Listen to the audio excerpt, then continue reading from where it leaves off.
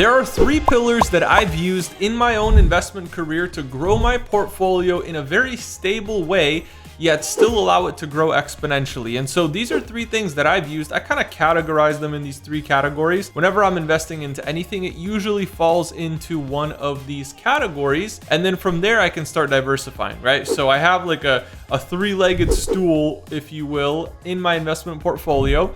And so each one of these legs is very, very important. It holds up the entire stool, but it also allows me to scale my portfolio, and it allows me to retain my status as a full-time investor. I don't want to go back to a job or to a corporate setting because I've already had a taste of what it's like to be an investor, and I like this lifestyle. I want to continue this lifestyle. And so for me, it's not just about generating the maximum amount of cash flow. It's also about creating big opportunities for myself to win big, but also creating stability in my portfolio. So the first thing that I focus on is cash flowing assets or cash flow opportunities. So I want to look for things that really generate a good amount of cash flow. And I'm not talking about crazy wins. These are not things that are going to the moon. These are not companies that are just absolutely blowing up, but these are real investments that can predictably produce cash flow for me and create enough cash flow for me to live the life that I want to live. Cash flow is very important for several reasons, but most of the time people just need it to cover their daily expenses. Right? So every day I need to think about how much am I spending or how much in a month I'm spending. If I'm spending $5,000 a month, then I need enough cash flow that's going to cover that $5,000 a month and maybe be even a little bit higher so that I have some extra money left over and I can allocate to my other investment. The other categories, they do kind of supplement the cash flow, but mostly I use the cash flow category to support my lifestyle, to support the different expenses that I have, maybe pay for my house, my cars, all the different things that I want to do. Maybe I don't necessarily need to do all of them, but if I have enough cash flow, enough passive income, I can use that passive income to cover the expenses that maybe I just want to cover. Maybe I want to give a gift to somebody, or maybe I want to send my family to Paris, right? I have all these different things that I want to do personally, but I need to make sure that I have the cash flow to cover those expenses. So cash flow is probably the most important sector of your portfolio, and that's why I started a company called Cashflowpreneur, because I know the importance of cash flow. Everything hinges around that cash flow. If you have the cash flow, you have the liquidity to do the things that you want to do. The other things are cool, they're very important, but they're not as important as the cash flow to get started. As you progress as an investor, as you mature, the cash flow becomes less important, because guess what? The 10-year plays, the 20-year plays that you have set up, they're going to start paying off. You're going to start making money on the really big deals that you're doing. You're going to start making money off of the real generational assets that you're holding.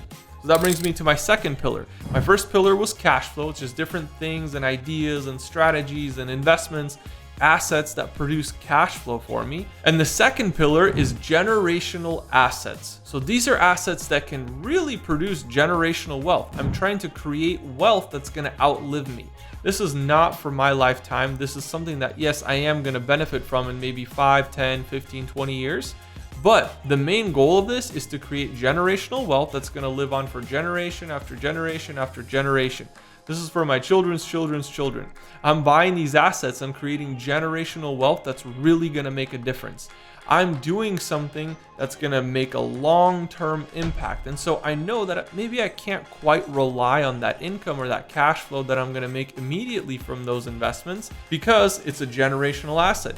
It's not meant to do that. So don't get frustrated or angry or irritated, annoyed when you have this generational asset and you know it's going to pay off in the long term, but you're not getting too much income every single month. And maybe most of your profits are going to pay off the asset. That's totally fine, because it's not meant to be a high cash flowing asset. That's our first pillar. Our first pillar are high cash flowing opportunities. The second one is generational wealth with generational assets. And this generational wealth has the power to be life-changing, but it doesn't stop there. We have that pillar of our investment portfolio, but there's still another pillar, and that one is very, very exciting. So the second pillar, generational assets, we all kind of understand what that is. For some people, it's companies. They're buying businesses, like really stable blue chip businesses, right? Blue chip stocks, that type of stuff. You could also be investing into like multifamily real estate or different things that are just super, super stable, right? For the most part, if you're not over leveraging, you should be fine. Now, of course, it's not guaranteed. You could lose money with any investment, but generally speaking, this is kind of like the safe part of your portfolio. And for some people, that's 30% of their portfolio. For some people, it's 40%. For some people, it's 50%. It really depends on your own risk tolerance.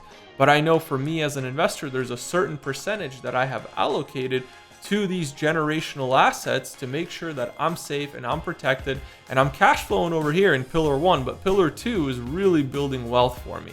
They're both very, very important, and I think that you can't have just one or the other. You have to have both. And I also think you need the third one. The third one is just a very small percentage of my portfolio, but that third one is investing into things that I think are just gonna blow up. They're just gonna go to the moon. So this could be me investing into a crypto project, for example, or this could be me investing into a company that is just super, super early on, and I'm just giving them money just to get started, but I get a large chunk of equity. A lot of times these investments, they're not super capital intensive. So it could be like 5% of your portfolio, or maybe 10% of your portfolio, but these are high risk investments. So the third pillar is high risk investments.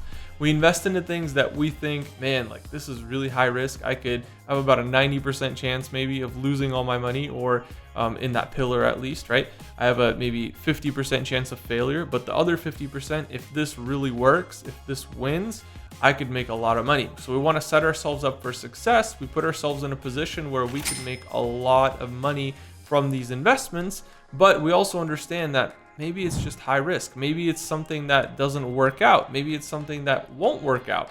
But we're okay with accepting that risk because we know that the payoff is like 10 times what we're possibly risking, right? We could be risking $1,000 to gain $10,000. And for me, I'm usually okay with a risk to reward ratio like that. That totally makes sense. I'll do that all day long.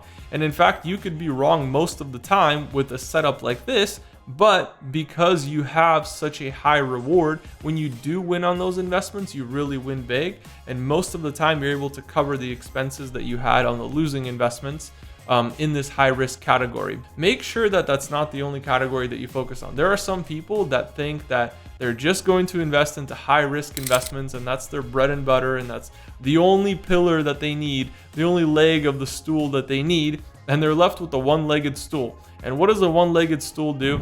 It falls over. Eventually it falls over, right? You can balance for a while, you can maintain it for a while, you can do well for a while, but eventually a day comes when that one-legged stool decides to topple over. So for me, it's very important to have these three categories because it gives me stability in my portfolio. I have the cash flow that I need to maintain everyday life, to live the life that I want, to cover my expenses. I have the generational wealth aspect of my portfolio where I'm building wealth that's going to support me and my family and my children's children. It's going to be a very, very big portfolio that I'm building with my generational asset pillar. And then finally, I have the high risk pillar where I'm investing into things that, hey, they totally could fail, but if they work out, I'm going to be a very happy investor. And so that provides me a balanced bag, a nice mix in my portfolio that gives me the results that I need, the stability that I need, and most importantly, the cash flow that I need to be a cash flowpreneur. Make sure you guys like, comment, and subscribe, and I'll see you all in the next video.